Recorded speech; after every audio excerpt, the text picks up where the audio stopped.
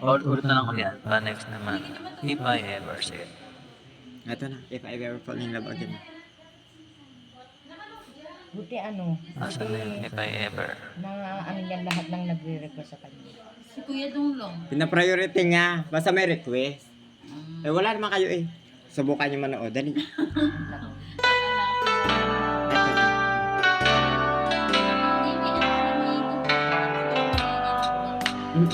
Instead na kakantahin ko, ganyan yung nagla-live house na ang mga rin. Ako kasi Lola Vicky ayaw makipag-coordinate sa live house. Dapat host na ako ng live house. Ang OA na Lola Vicky, hindi ko alam. Nilipat ako ng agency sa ganito eh. Kasi sabi ko live, ganito ako.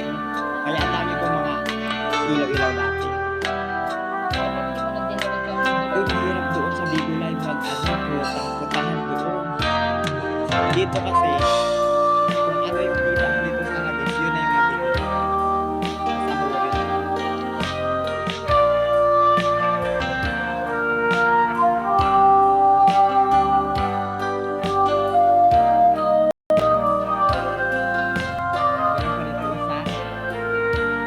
Ito, ano ang tawag nito? Saxophone yata ito, diba? Yung isa flauta talaga. Paano din yan?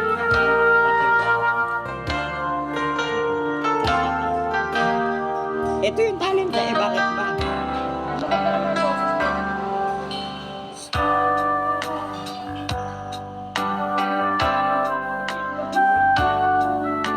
Diyan sa aking lula ng aking pamangkin. Diyan sa baka.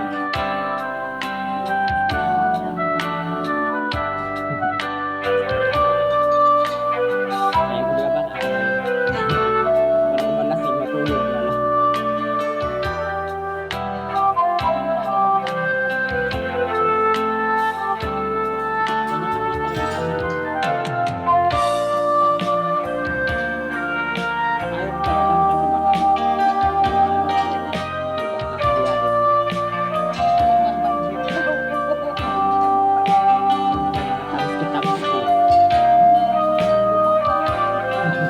Ayaw ko talagang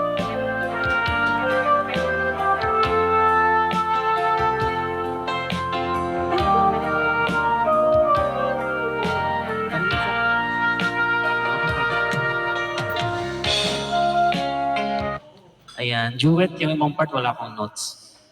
Ayan. Baka may request pa yan, guys. Ha? Comment lang kayo. It's such a long way down in Yaten.